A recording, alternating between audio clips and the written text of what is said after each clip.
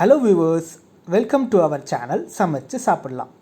இன்றைக்கி நம்ம சேனலில் சப்பாத்தி பூரி தோசைக்கு சாப்பிட்ற மாதிரி ஸ்வீட் கார்னை வச்சு சிம்பிளாக அண்ட் டேஸ்டியாக ஒரு கிரேவி பண்ண போகிறோம். ஸோ வாங்க எப்படி பண்ணுறதுன்னு பார்க்கலாம்.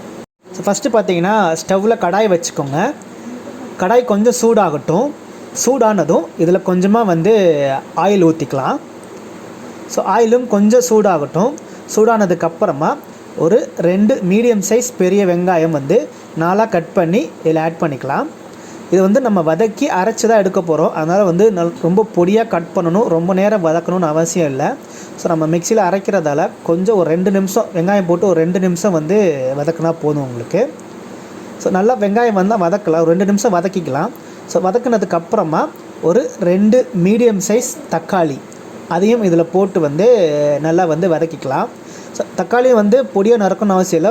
ஒரு தக்காளி 2-4 கட் பண்ணிவிட்டு இதில் ஆட் பண்ணிக்கலாம். ஸோ இது அரைச்சி தான் எடுத்து போகிறோம். அதனால் நல்லா பொடியாக கட் பண்ணணும்னு அவசியம் இல்லை. ஸோ நீங்கள் தக்காளி நல்லா கொஞ்சம் ஆட் பண்ணதுக்கப்புறமா இது வதங்குறதுக்கு கொஞ்சமாக உப்பு ஆட் பண்ணிவிட்டு நல்லா கொஞ்சம் தக்காளி லைட்டாக கொஞ்சம் குழையிற அளவுக்கு நல்லா வதக்கி எடுத்துக்கலாம்.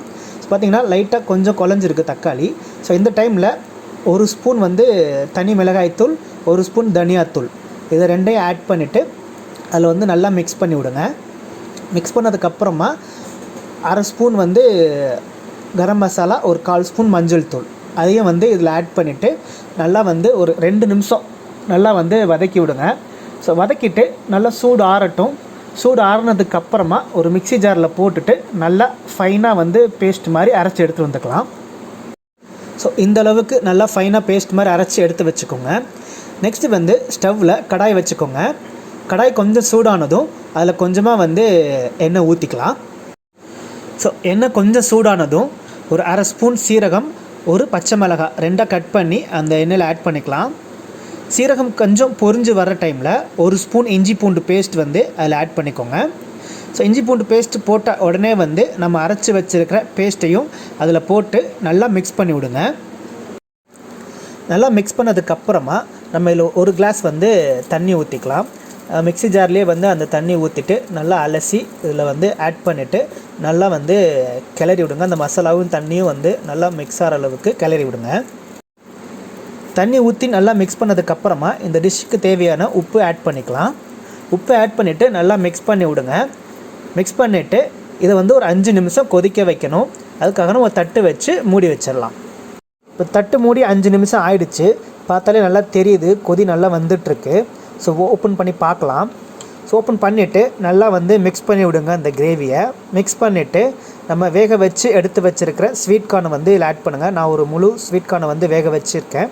ஆட் பண்ணிவிட்டு நல்லா மிக்ஸ் பண்ணி விடுங்க அந்த கிரேவியோட.